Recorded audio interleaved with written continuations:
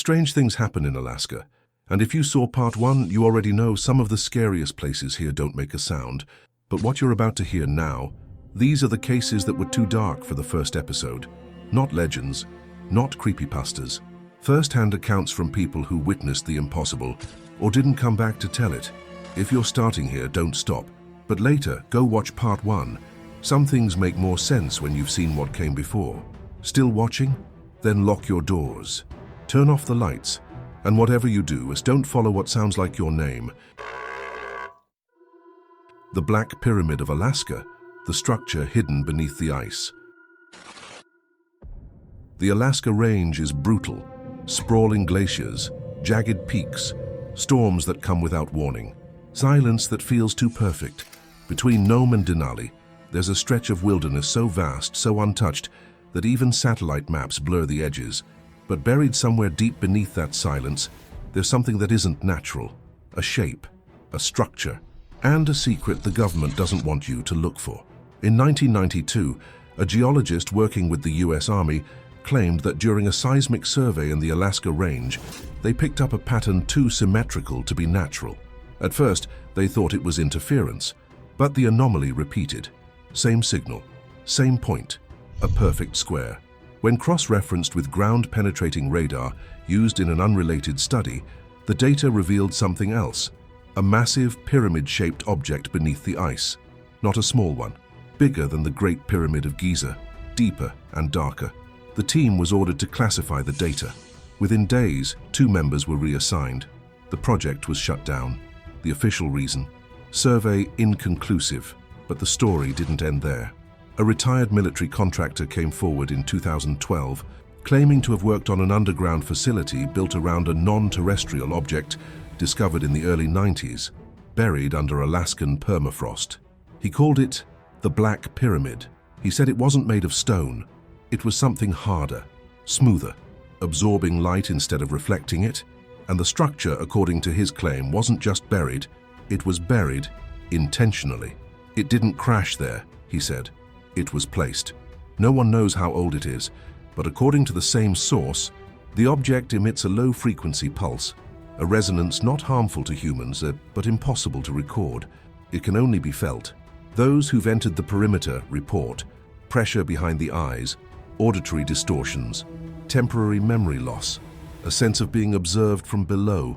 Satellite imagery of the area is blurry by default. No HD scans, no flyovers. And when independent researchers tried to plan an expedition into the zone, the permits were delayed, then denied, then revoked without explanation. The area is now used for classified military navigation training. No civilian access. No public data. One whistleblower claimed that attempts to drill into the structure failed.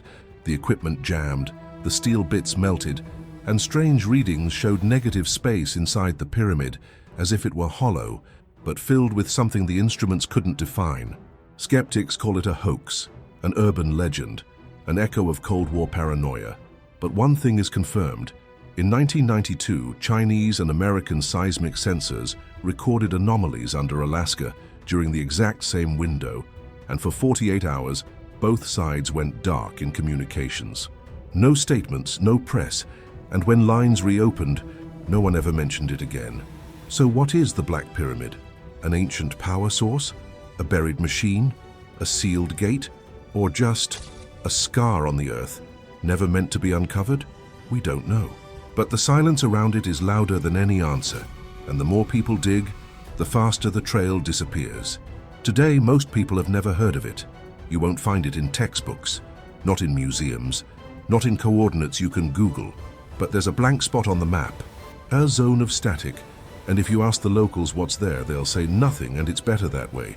Some things are buried to be forgotten, others to be protected. But in Alaska, there are structures that remember too much and listen when you try to find them again. The Nome Valley frequency, the sound that makes people disappear. Nome, Alaska. It's a small, quiet city pressed between ice and ocean, where winters stretch long and silence runs deep. But over the last 5 decades, a strange pattern has emerged. One that doesn't make headlines, but leaves families waiting with no answers. People disappear here, not lost at sea, not stranded in storms. They vanish on foot, in daylight, while walking to the store or heading home. And the strangest part? They leave nothing behind. Not a scream, not a struggle, not even a footprint in the snow. Since the 1970s, more than 30 unexplained disappearances have been documented in Nome and the surrounding villages of the valley. No consistent profile. Men and women, young and old, locals and travelers, all gone without trace. But a few came back. And what they described wasn't human, it wasn't visual, it was a sound. Those who returned, shaken, confused, or found miles from where they started, described the same thing. It wasn't loud, it was everywhere, like a pressure inside my skull. It started deep, like the ground was humming, then it filled the air.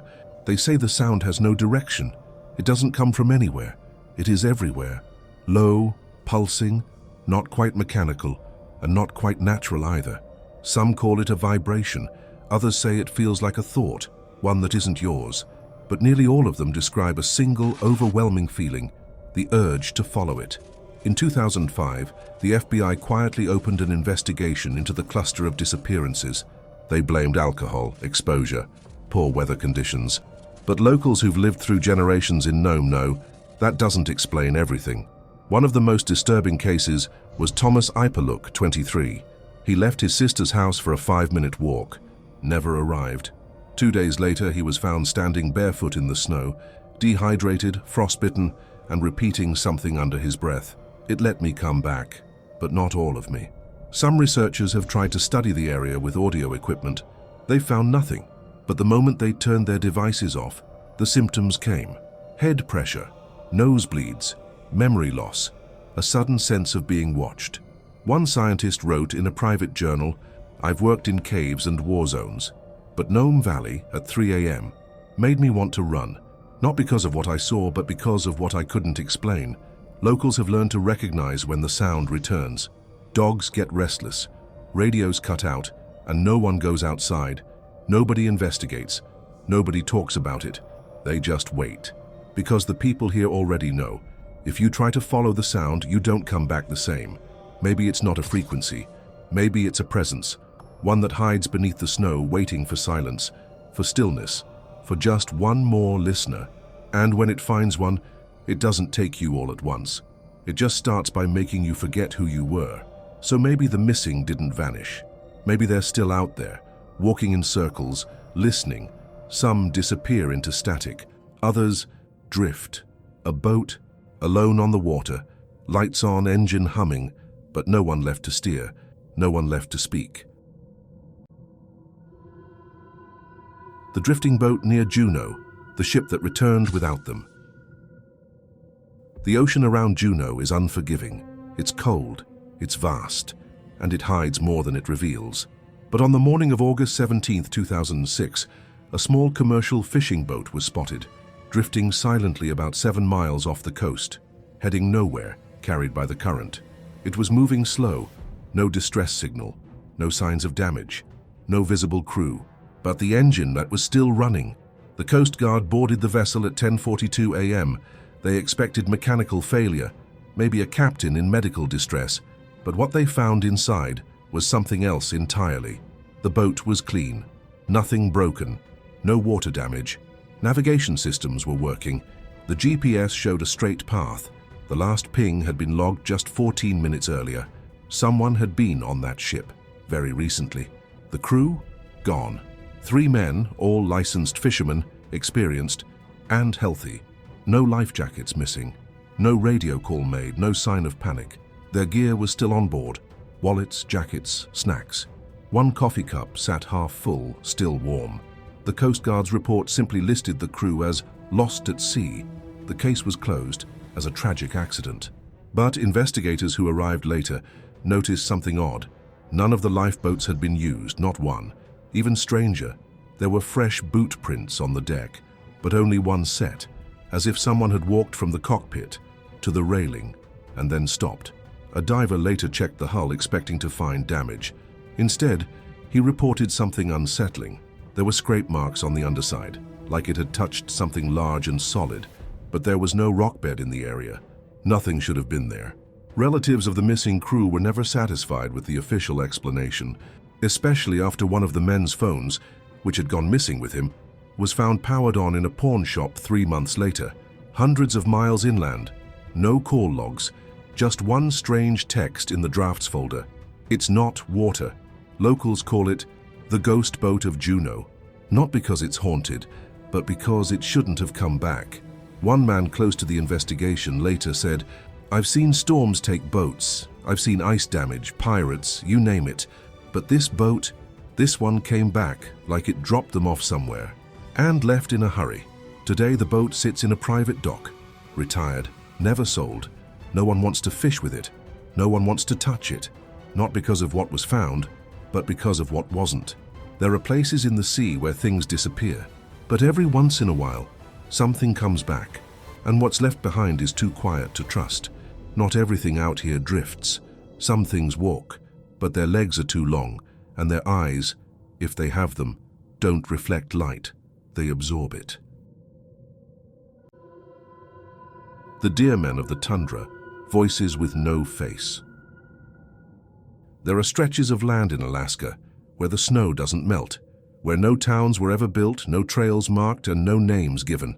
Hunters know those places, and they avoid them, not because they're dangerous, but because they talk back.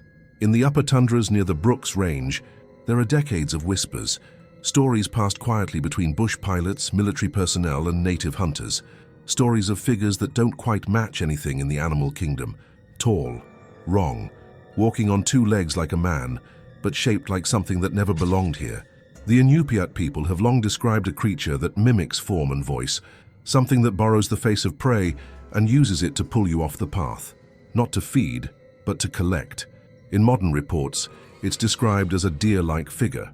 Long legs, no visible eyes, antlers too symmetrical, standing motionless just outside the tree line or ridge line, watching. But when you see it, you don't feel fear first. You feel recognized. One incident from 1999 involved a park ranger stationed near the Arctic National Wildlife Refuge. She reported hearing her own voice calling for help.